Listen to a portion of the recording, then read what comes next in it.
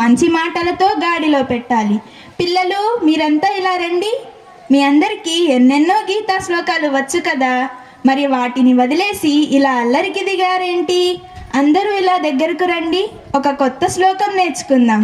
కొత్త శ్లోకం నేర్చుకుందామా? ఏది ఇలా పలకండి. మూకం కరోతి వాచాలం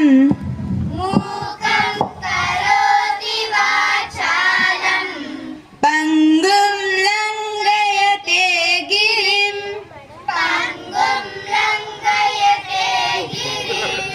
యత్కృపాతమహం వందే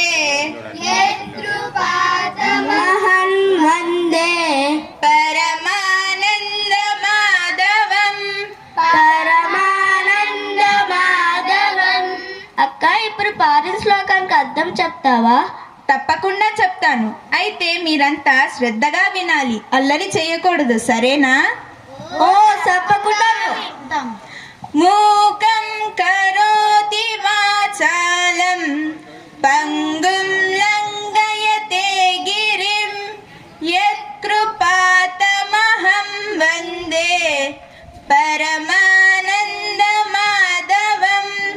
అంటే ఏ దేవదేవుని కృప వలన మూగవాడు సహితం గీతార్థాలను వివరించగలడో, ఈ భగవంతుని దయచేత కుంటివాడు సహితం మహాపర్వతాలను ఎక్కి దాటుకొని వెళ్ళగలుగుతాడో, ఆ సచ్చిదానంద స్వరూపుడైన మాధవునికే నేను నమస్కరిస్తున్నాను అని అర్థము ఈ శ్లోకానికి.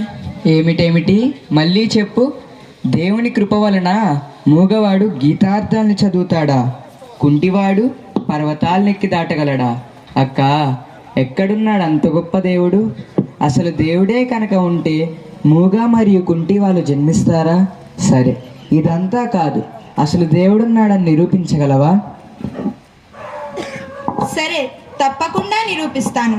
అయితే నువ్వు కూడా నా కోసం ఒకటి నిరూపించాలి. నిరూపించగలవా? ఏమిటది? ఈ ప్రపంచంలో ఒక్క టైలర్ కూడా లేడని నేను వాదిస్తున్నాను.